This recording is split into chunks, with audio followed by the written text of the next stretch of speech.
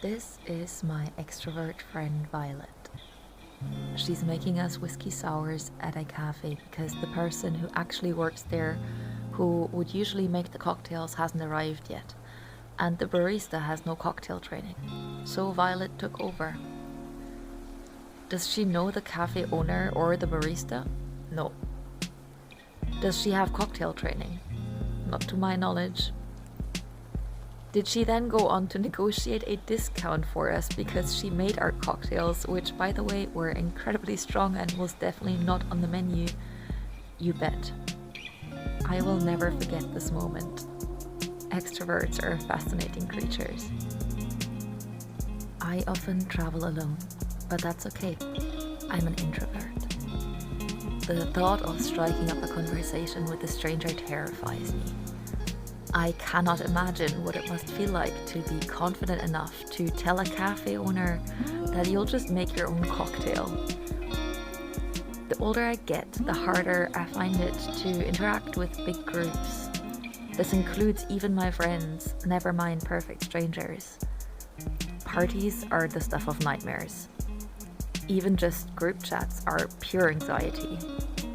I don't want to talk about myself, which seems to be the sole purpose of those gatherings. And while I joke about extroverts being strange, you may have already guessed that this is nothing but jealousy. I too want to be able to work this social magic. Who wouldn't? When being alone starts to feel a bit too much like being lonely, I have one space that I can enter, and no matter how busy it is, how many strangers are gathered there, I immediately feel at ease. Entering a local game store feels like slipping into a hot bath. Does anyone watching this feel the same way? What is your pocket dimension? A space where you feel at ease and at home. This is my remedy for loneliness. I book a space at a board game or RPG event.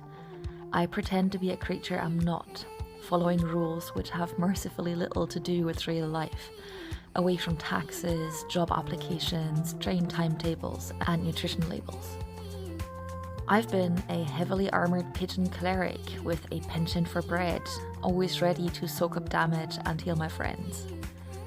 I've been a thieving raven sorcerer with a dream pastry addiction, whose raw energy can disrupt magic itself.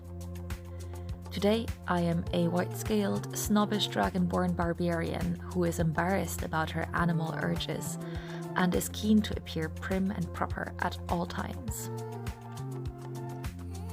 As for the other people in my party, everyone has joined this table for their own reasons. They too are not themselves, and that's just fair. We can all take a 3-hour holiday from our lives and be with others without having to be ourselves. When I was filming at the store, Judson asked me if I was a board game influencer, and God, I wish I could have said yes. Yes, I am.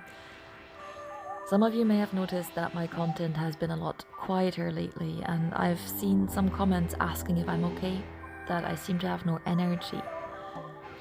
I've been trying to transition from a louder, funnier presenting style, which seems to be more popular on social media, to something quieter, something that feels more natural and authentic to who I am.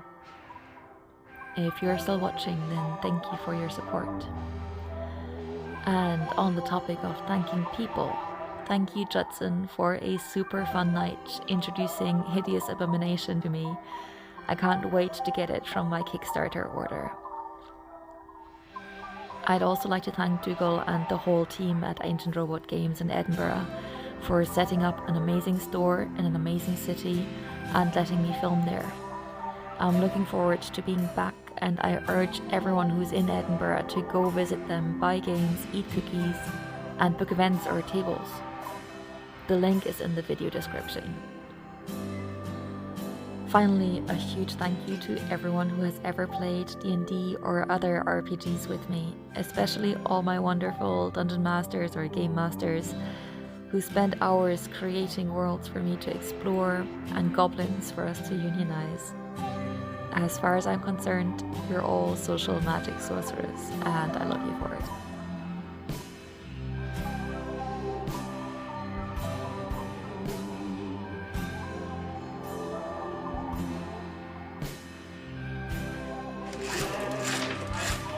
Natural 20. Yeah.